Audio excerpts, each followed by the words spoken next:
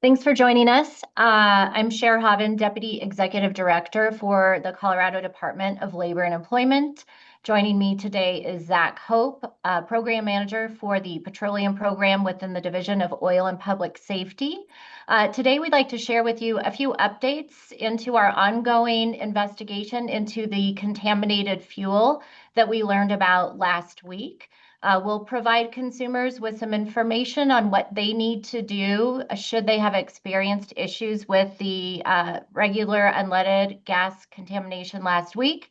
And then Zach will provide a quick update on where things stand with our review of those stations who we believe did receive some of this contaminated fuel. So real quick, as of today, we've received over 600 complaints. They are still coming in of reports from consumers who experienced a variety of engine issues after receiving gas last week. Just to recap, we started receiving consumer complaints last Thursday morning.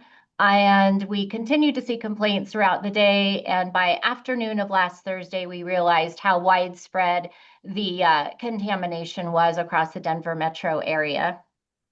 As we've reported previously to you all, consumers would experience a variety of engine performance issues from sputtering to stalling, and it would have presented itself pretty quickly upon filling up with a contaminated fuel. The contaminated fuel was mixed with diesel. We are still investigating the point of contamination and working very closely with Sinclair in that investigation, and Zach will speak to where we are with that process shortly. The most important thing for consumers to know is they should return to the point of purchase of the fuel. If they have receipts or anything that they can demonstrate that they did purchase the fuel from that location, that would be great. A couple points on how these consumers are made whole. This is a reimbursement process. So unfortunately, the Division of Oil and Public Safety is not involved in that reimbursement process. We receive the complaints, we test the fuel, and we work with the station owners on making sure that consumers know where to go for support. Process is number one, report the issue to the point of sale, a gas station. That owner then will work with the supplier, Sinclair, on the reimbursement process to the consumer. Sinclair did share with us recently a list of retailers where they have confirmed there was contamination. Our Division of Oil and Public Safety does have their own list, and right now we are reconciling the two. These smaller retailers, it would not be unusual if a consumer returned to a retailer and they are either unaware of the contamination or unclear on what are the next steps to receive the consumer complaint. That's our priority in the division right now, is making sure that those smaller owners are aware they do have an obligation to receive the complaint. And that is what triggers our team to work with that owner on ensuring those consumers are made whole. With that, I am going to pause and turn it over to Zach for any quick updates on our investigation. Sure. Thank you, Cher. And thank you to everybody joining and the coverage on this story so far. It has been an unprecedented event, and we've had the whole team working on it. Oh, we've had the whole team working on it to ensure we get a quick response and customers are made whole. So, Cher summarized everything well. We did just last evening get a list of retail location addresses from Sinclair that they believe received this contaminated bad fuel. We're, just like Cher said, working through that. It matched pretty closely with the sites we had received consumer complaints for. So we are reconciling the two and paying particular attention to those locations that Sinclair may have not indicated it got contaminated fuel, but we have consumer complaints for. So there are a single-digit number of locations we're investigating in that context, where we're trying to ensure that we know the truth about whether or not they got impacted fuel, and to help consumers engage with the gas station with their claims process. So that's our focus moving forward. In addition to that, our focus will be continuing to work with Sinclair, as Cher said, on their investigation of what happened to cause this. As I said, this is unprecedented to my knowledge, and I'd like to make it the last time it happens as well. We all would for sure. So, including Sinclair. So they're committed to a thorough investigation and taking steps as necessary to ensure that they have redundancy and this doesn't happen again. With that, that's kind of the latest status of where we're at. Cher, do we want to take some questions? Sure, Zach. Just a couple other things to flag, and then we'll open it up to Mhm. questions. We have also translated our consumer complaint form into Spanish. That is available on our website, as is as is a list of the retailers for whom issues have been reported. And so, as Zach said, just now begins the process of reconciling that list of known consumer complaints against the list provided by Sinclair, but it is very important that consumers do report that into us. That is our master record that we are using to make contact with the owners. Again, the time frame in question would be anybody who did fuel up sometime between 6 a.m. on last Thursday, and immediately they would have seen engine problems, some of them even upon driving away from the gas station. So anyone who has seen filled up during that time frame and seen issues now, very likely unrelated to the contaminated fuel. And Zach, let's start with talking about what does that cleanup process look like so people can make sure they're not still receiving contaminated fuel. Sure. Yeah. Very importantly, we have received word from Sinclair that all contaminated fuel has been recovered and returned to them, and new fuel is in place. So at this point, all indications, including our own investigations, have suggested that all fuel in the marketplace that you could buy at gas stations meets specifications. So that's our understanding as of now. Again, our investigations back that up. We still have a few sites, as I described, that we're investigating for claims assistance and things like that, but all fuel has been replaced from what we understand. Having said that, consumer complaints happen all the time. Certainly not in this volume, but this is a reality of our work. And so, just as Cher said, that time frame of contaminated fuel was last Wednesday afternoon through Thursday morning. But if you have engine problems now and you suspect bad gas or diesel or any fuel you purchased, certainly continue to engage with us on consumer complaints. Whether or not it's related to this, we will certainly investigate it and follow up just as we do with every consumer complaint. Great. Questions? Steve Steger from 9 News. I don't know if we're calling on folks or if you want me to go. Sure, But go ahead, Steve. I'll ask. So we're hearing from some consumers who are saying that they're going back to the gas station to that point of contact and that they're having issues because the gas station owner is saying that, oh, we weren't part of this. What do the consumers need to say to those owners to make sure things happen? Yeah, yeah, I'll take that share. With the publication of this list, I think the list can hopefully speak for itself.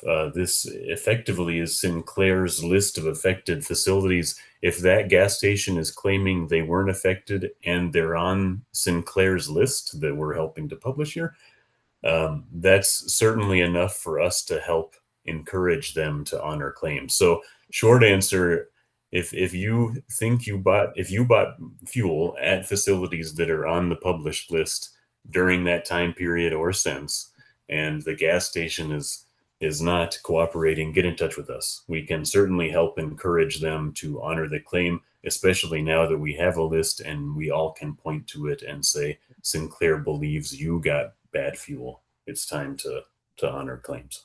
So, And just a follow up to that. So we have received questions along the lines of how do you know that the owner has not since cleaned up the contaminated fuel how would you go back and actually validate that there was in fact contaminated fuel? And so that is part of our investigation. We ask for various pieces of documentation, including we can walk back, when did they receive a delivery, from whom did they receive the delivery, and kind of through that documentation requested from the gas station, verify if in fact they were on the list of recipients of the fuel. Yeah. Jacqueline? Sure, I have a question for you. Thank you guys for doing this. Jacqueline Allen with Denver 7. And I'm curious about a couple of things. So who will actually pay for the repairs of the cars that are damaged? Is that Sinclair? Yes. And a little more on that.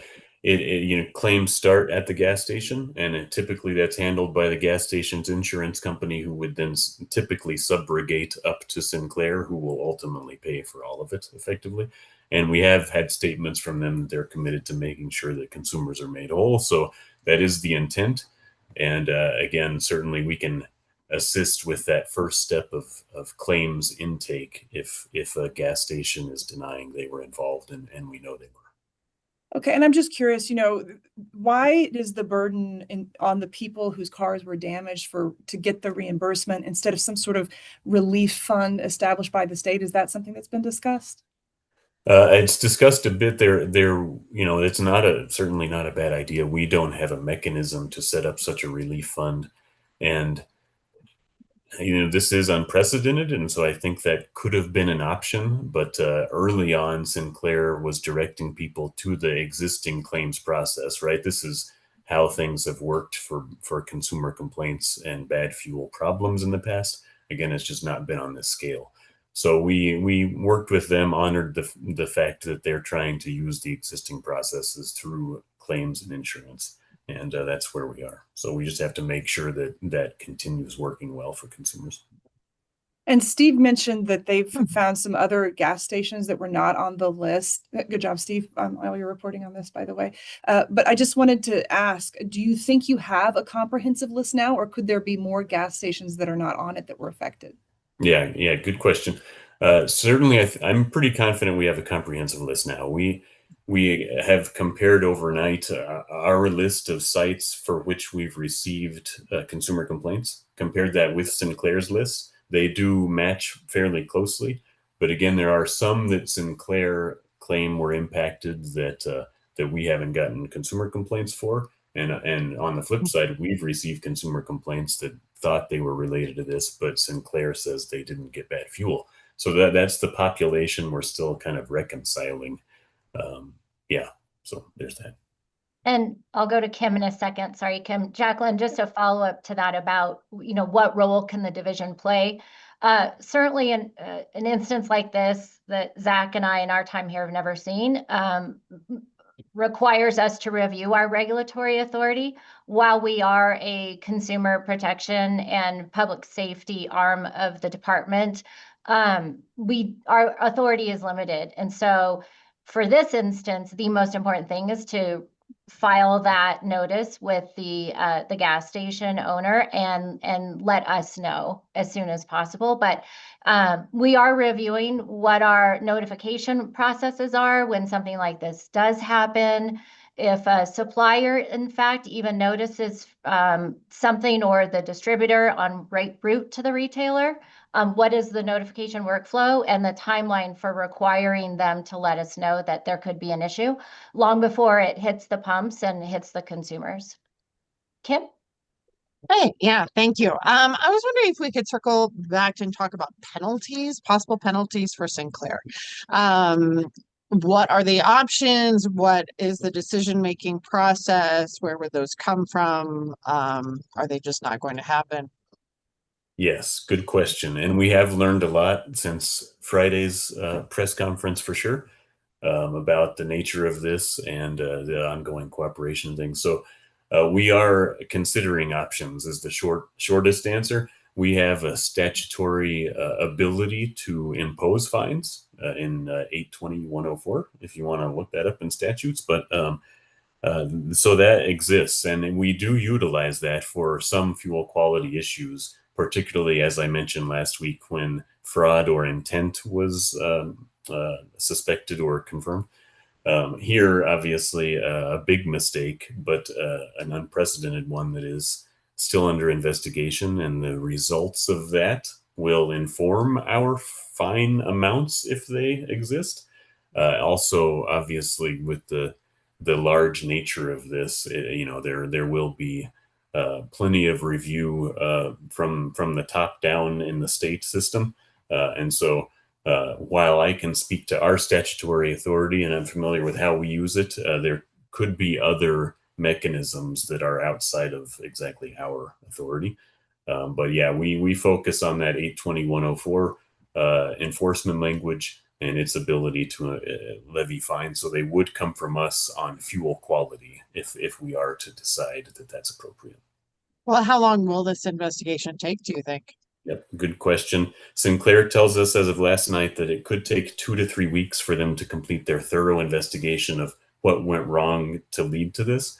Again, the fuel has been replaced, so it's not an ongoing issue in that way, but it will take a little bit of time for them to put their results together, get them to us. We'll be pressing them for a quick outcome as every day, really, because we want that answer and we want to, again, make sure that things are taken care of and don't happen again in this way. We learn from this. So, And do you have any thoughts? A lot of people we've spoken to did actually file claims with their own insurance company. Do you have thoughts on if they should or should not do that? yeah, it's certainly to some degree a personal decision, but I would definitely recommend going to the gas station and starting that claim with them. And so that's our simple answer. That's Sinclair's simple answer. Start at the gas station, and again, that's why we're here to help encourage those gas station owners that don't know or don't admit that they were impacted. Is there any way that you could just explain briefly, like why this has taken so long to get some information out? Yeah, yeah, yeah. We learned about it as Cher pointed out Thursday afternoon last week, and had our release and press conference that Friday. So we're certainly trying to share the information we have. It has been challenging for a number of reasons to get the specific list of sites. Everyone has wanted this list of locations. We've wanted it. The media has wanted it. The public's wanted it. Everybody's wanted it. Sinclair had been working on it early on, but they do have a number of obstacles that I understand, including confidentiality agreements and things like that they were working through. But we were making it clear starting Monday that we were very strongly encouraging that they show cooperation and attempt to kind of make consumers whole by sharing the list. So we were happy that they got it to us last night, and now we're able to share it this morning. I will just add that we have been in constant communication with Sinclair. And again, as Zach said, when we were notified of how widespread it was, our goal was notifying consumers of the channels available to them, not just through us, but going directly to the gas stations. And so our number is on every gas pump in the state. So whether it's potentially related to this or another fuel quality or accuracy issue, we always encourage consumers to call us, complete a form, and we can immediately send out inspection teams to test the fuel to make sure they're getting what they pay for at the pump. Jacqueline. I was just curious, Cher, you mentioned that you're reviewing your notification processes, and I'm curious to know, do you know yet at what point Sinclair realized there was a mix-up? You mentioned something about, if it's in transit to the gas stations, that there should be some sort of notification procedures. Can you walk us through the timeline of when Sinclair realized that there was this contamination? Zach, I think that's part of our ongoing investigation. Would you like to speak to that? Yeah, I can answer what we know as of now. So we understand that Sinclair became aware of the problem in the morning of, so Thursday morning, Thursday the 8th, that would have been. Again, the fuel was being loaded up and sent around from Wednesday afternoon to Thursday morning at about 6 a.m. By 8:30 a.m., Sinclair had notified their distributors that there had been a problem and started recalling the fuel and getting the word to the stations to shut down sales where they could get that word to the stations. And so Sinclair acted quickly in those morning hours of Thursday to ensure that it wasn't continuing to go out, this fuel.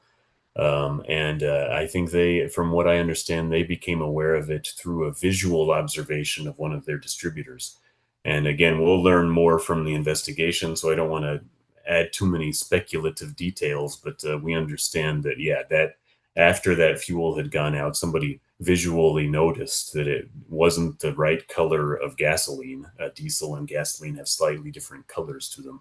And so that was what indicated to then Sinclair to stop selling that product and start recalling it. Okay, other questions? I have a question. Kirsten Roth, CBS Colorado. I was just wondering if I could get some more clarification on the process of contacting all the gas station owners. We've heard from folks who say they've gone to gas stations and they say, or gone to the gas station that they purchased the gas from, and they say it's not on us, contact Sinclair. And so I was just wondering, was the process something, are you guys physically in person going to every gas station to let them know, hey, this is what the process is going to look like. We're directing everybody to come to you. Have they all been notified? And then this claims process, is this a universal claims process that everybody has like the same sheet to fill out? Or are they using their own claims process? I was just wondering if I could get some clarification. And Yes. Zach, let me, one thing that I think I mentioned at the beginning is if a gas station did not receive a delivery in this time frame, then they likely are correct in saying they did not have contaminated fuel. That's a big if, because there are a lot of again, variables into our investigation, but it's possible that a consumer did experience engine trouble.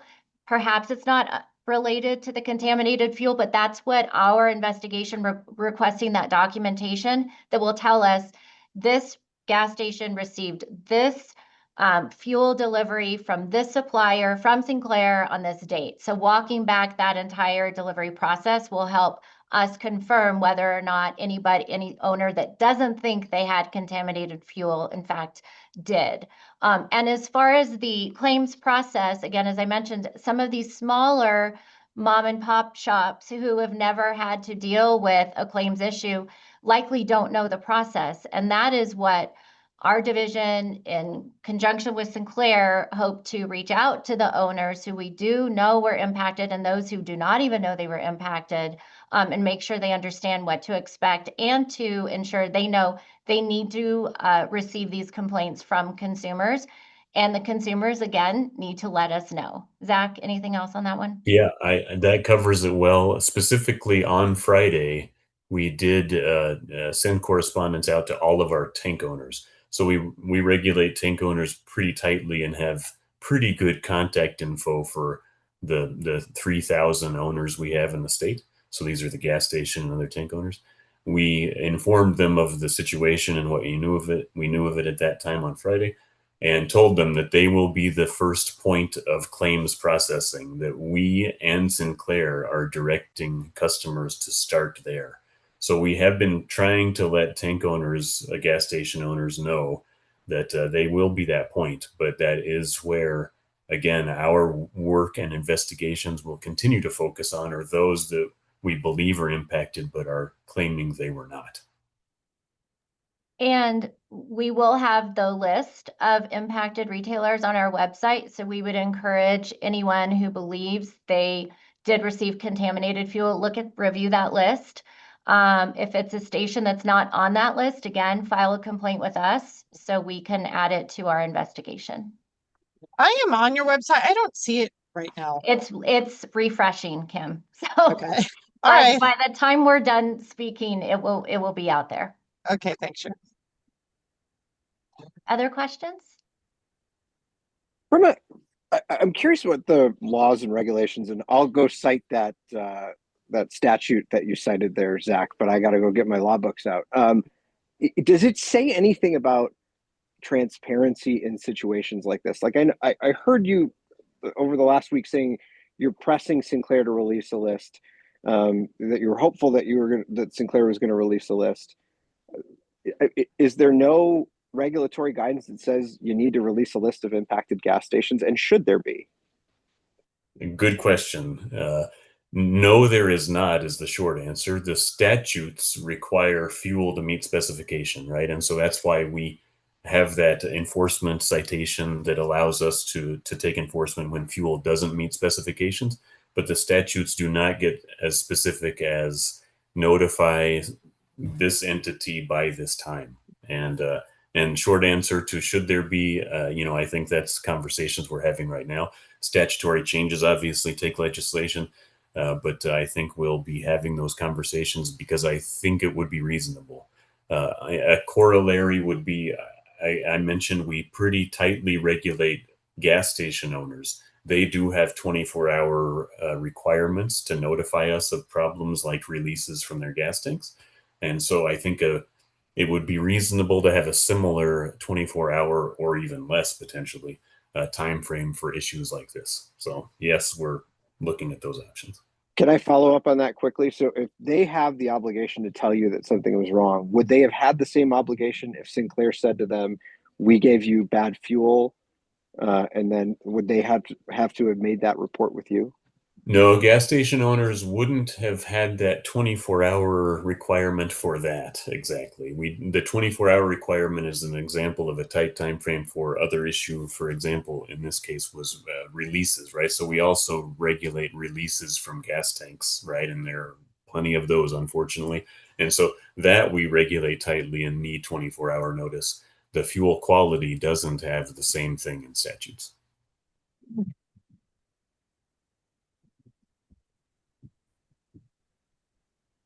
Other questions? Thanks, you guys. Thank you all. Thanks for helping us get the word out. I mean, I think collectively, and I believe, including Sinclair, we know consumer protection and advocacy is the most important thing we can focus on now, and appreciate your support helping us get the word out. The list should be on our website now, and feel free to reach out to me if you have any other follow-ups. Otherwise, we'll bring it to a close. Thanks, everyone.